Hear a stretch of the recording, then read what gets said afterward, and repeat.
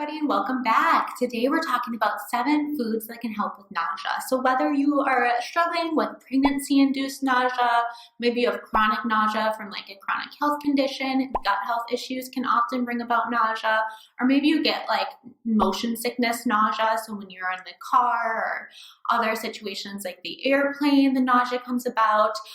These 7 foods could significantly help, and there's even research to support them being at least as effective as medications like Dramamine for nausea.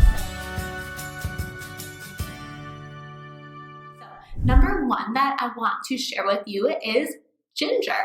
So you could buy the fresh ginger from the store, cut this up and put it into tea. You could put it in the freezer and it shaves really nicely. So you could like put it into your eggs and other meals. Honestly, if your nausea is pretty bad, you might need something stronger than that. So you might need to use either ginger candies, like Ginger People brand is a really, effective ginger candy that people like to use. And they also make a concentrated beverage. Or you could do a tincture. Gaia Herbs has a ginger tincture, and this is my preference. I get motion sickness nausea, so I'll take this on airplanes, on car trips, and I'll just put some water in my mouth, take the tincture, put some of that concentrated ginger into my mouth. It mixes with the water, so you can just swallow it, and it's super easy to travel with since it's just a little tincture. Or you could try ginger tea, but honestly, I would do either the candies or the tincture as they tend to be more effective. You also want to try to get ahead of the nausea. So if you know at like the early afternoon is when it's the worst for you, start using that tincture, taking those Ginger People candies an hour or 2 before you usually get nausea, or if like right in the morning you get nauseous, have some of those sitting at your bedside. So as soon as you wake up, take it, maybe wait a little bit and then get out of bed. So you're really trying to get ahead of that nausea. So number 2 is cold smoothies, and sipping some of this frequently throughout the day. So not only is this a way to get in some nutrients when you're not feeling well, if you're having nausea or if you might be having vomiting, oftentimes it can be easier to get in more nutrition in a liquid form when you're not able to eat quite as much, and this can help you to recover from the nausea because you're going to want to have food in your stomach as often as possible, so at least every hour, to help with that nausea, and we'll talk more about that in a bit. So I'm going to actually share with you some smoothie ideas. There'll be a link below this video that you can just download that, and I'm going to share with you some smoothies that are at least likely to trigger gas and bloat as well, because if you're feeling nauseous, you're probably not going to want to have to deal with that like more severe like bloat and gas that sometimes people get from foods because gut issues are so common. And so you could use and try some of those smoothie ideas. And this kind of leads us into number 3, which isn't a specific food, but it's a great tip for nausea, so I wanted to make sure to add it. And it's having small, frequent meals throughout the day, and it goes back to having something in your stomach at all times can really help with the nausea. So I know when people are nauseous, they really often don't feel like eating. I used to work in the hospital. We saw a lot of nausea, and a great trick is to, again, always have something in your stomach. Force yourself to eat. Treat food as medicine, I say, at the top of every hour. So maybe it's sipping some of that smoothie. Maybe it's eating like some crackers or some cheese. Common recommendations for nausea is to avoid high-fat foods, but honestly, in practice, from working in this space for over a decade now, sometimes people do better with like high-fat foods, like cheeses when they're nauseous. Other people do better with crackers. So really just tune in and think about what food's sounding good. It might change day to day, but go to that.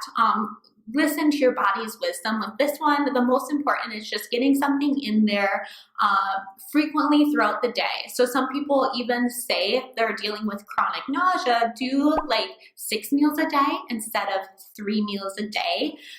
And then always think about the root causes, which we're going to talk about at the end of this video, some possible root causes for that chronic nausea. So now we're going to go into number 4, which is peppermint. You could even combine the peppermint with the ginger. You can get some fresh peppermint and make that into a tea. You can munch on some of the leaves, honestly. If you could just get a fresh peppermint plant and have that in your home, you could just pick those leaves and munch on those. if you're experiencing nausea and vomiting, this could also help improve that bad taste in your mouth that might make the nausea even worse, right? If you have that like vomiting taste in your mouth. So this can be a way to improve that.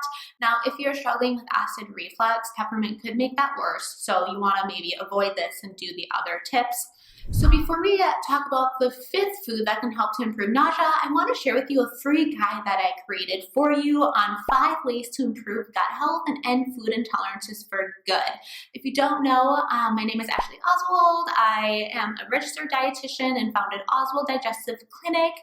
And I've spent 7 years formally studying nutrition science. I've been working in the field for over a decade. So I really sifted through all the knowledge and experience I have to narrow down to 5 categories that I found to be really important and effective for somebody who's working to get rid of their gut issues. So I think you're gonna find that guide really valuable, and you can download it for free at the link below.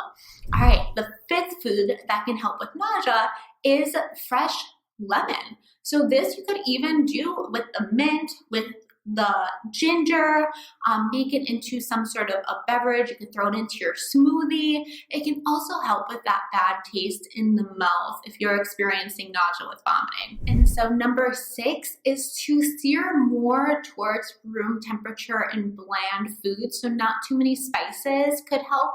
And so you'll have to kind of tune into how that works versus doing the cold smoothies. Everybody is a little bit different, right? And then number 7 is vitamin B6, and there's these pink stork lozenges that you can buy like on Amazon that have some vitamin B6 and then some of the other foods that we talked about in this video as well. And so that and the research has been shown to help with nausea and vomiting in pregnancy. And so something more to try while you're looking at that. You could also consider getting those Ginger People products like I talked about in number 1. So that's the 7 foods that can help with nausea, but I want to give you some added bonus material because there's things that can also help that aren't necessarily food related, and I just need to include them in the video so that you know. And I think it's really important information. So let's talk about those things next. So the first one is to avoid strong scented items like soaps and things. Just go for more neutral scents. Get fresh air as much as possible. There's something called C-bands, which is a band that you can put around your wrist, and it presses on this acupressure point here, which is known for helping with nausea. The next thing is, and this is gonna sound kind of weird, but I've heard it's really effective for people, is when you feel nausea coming on, smell rubbing alcohol. Now, I wouldn't recommend that normally, but I know nausea can be awful sometimes. And so kind of weighing the risks of smelling the alcohol versus the benefits of improving the nausea can like outweigh each other. So you could even keep those single alcohol packs like in your purse. And when you feel nausea coming about, just open that, sniff it, and let me know if it works. I'm really curious. So in the comments below, let me know. I know it's been super effective for a lot of people. So I want to hear if that works for you. And then also if you feel like vomiting's coming on, this is another kind of not well researched, but kind of tricks of the trade thing. Try humming. Go, see if it works. It might just be what helps you to avoid vomiting. So again, if that works for you, let me know in the comments below. So the last thing is that there can be a lot of possible root causes to chronic nausea. So of course, if you're like pregnant and you're getting nausea, you probably know it's because of the pregnancy, or if you're like get nausea in a car or whatever, you kind of know that's the cause. But if you have like this chronic every day, every week nausea, and you've had it for many months or a year, you will want to really consider thinking more about like what's causing that nausea. You know, do you have some sort of like a bacterial or fungal overgrowth going on in your gut? Micronutrient deficiencies could actually cause nausea. Hormonal imbalances can cause it. Gastroparesis, so slow movement of the stomach, could of course cause nausea and vomiting because if your stomach's not moving properly, things can kind of back up, which is similar to the constipation reason. Medication side effects could be a cause of nausea, blood sugar imbalances. So if your blood sugar is going low, that can be a cause of nausea. And then lastly, high histamine. So this could be from like environmental causes. So maybe like during allergy season, if you're affected by that, you have high histamine in your body and you notice nausea also, but then also we can get too much histamine if we're eating certain foods that are also increasing that histamine load and it's just more than our body can tolerate. Or poor gut health can actually prevent or maybe make the body not break down histamines as properly because we need certain enzymes like the DAO in our gut to properly break down histamines.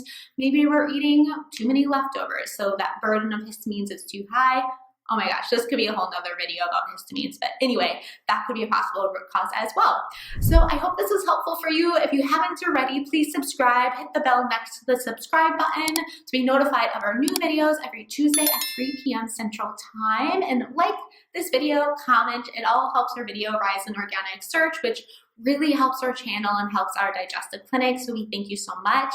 I hope you'll have a great rest of your day and I'll see you next week.